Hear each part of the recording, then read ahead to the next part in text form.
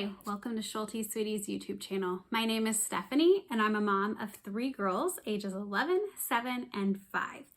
Today is a collaboration with Annalise at Creative Curious Learning and Living and Ashley at Ashley K Mothering by Grace. And so we are doing this collaboration and it's just like Easter resources. So I hope you stay tuned and check out their channels listed down below.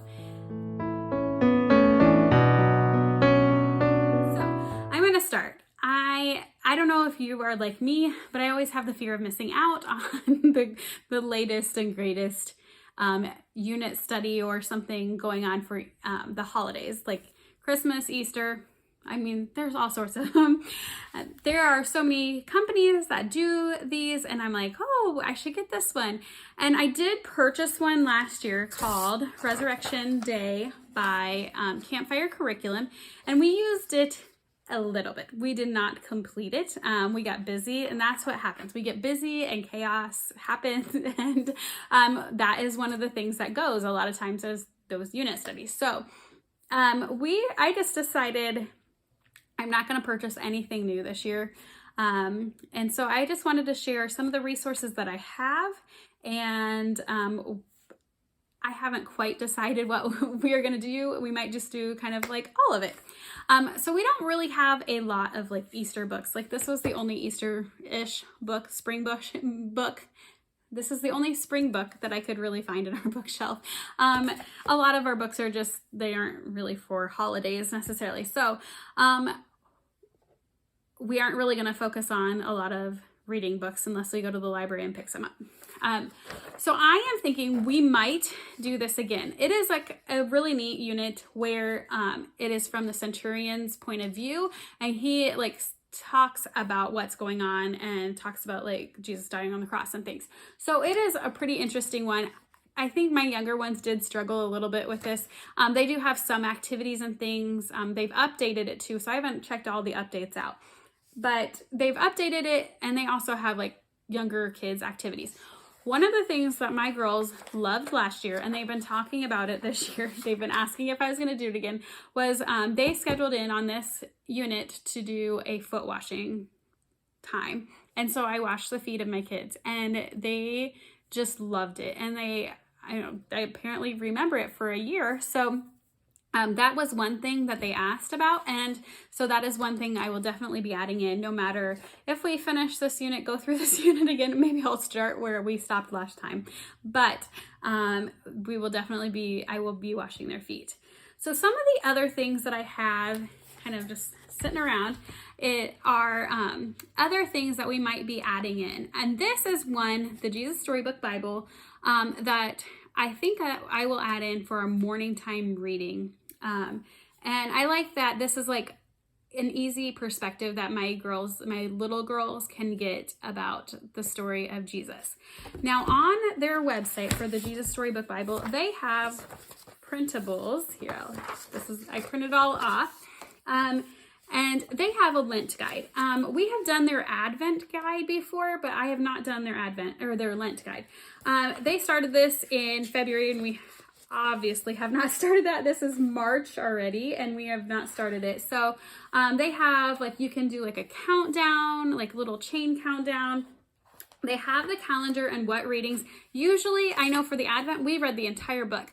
So I'm guessing that is similar for the Lent guide. So I would probably not start with the whole book. I would probably start with like where the New Testament starts in this book. And then there's a few coloring sheets in the back, but you know, all of this was free. So here's like leading up to Easter. They have like they had some ads in there too for different books that they have, but so there's a few coloring sheets in here. So I am thinking that we will probably add that in the mornings. So some of the other things that I've seen around the house that we have the biggest story. It's about 9-10 chapters or so, and it goes through kind of different, some of their artwork is kind of interesting. I'm not sure if I like it or not. It's beautiful colors, so it's very colorful, but some of it's kind of like hard to see what's going on there. So I'm not sure if we will add any of this in, or if we might pick from it here and there. I also have this, it's a DK book. It's the Children's Illustrated Bible. And what it does, it like kind of just goes through the different parts of the Bible. And it's more of like, just kind of giving it like a factual, like what happened. So this is just kind of short readings here and there. So might add some of that in. And then the last thing that I have for us to possibly use as a resource is called Theology. Now this is also going through more than probably what we would cover. So this is like theology of God, theology of people, theology of sin. So there's all sorts of things. And so there are a few, like Jesus died in our place, Jesus' resurrection defeated death, we are safely hidden in Christ. So some of those, Jesus paid it all. That was another one that I was looking at. So there are some different sections in this book that I think I would like to use, especially for my older two, so they can really understand a little bit more about why Jesus died on the cross for us and what that really means. So those are my resources for my kids and what we're going to do in the next few weeks leading up to Easter. Then I just want to share one more resource for adults.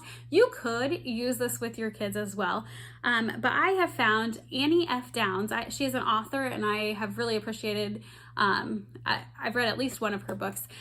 She has a read through the Gospels. She started this in January. I'm just joining in here in March. But she is reading through the Gospels each month. So she reads through all of the Gospels every month.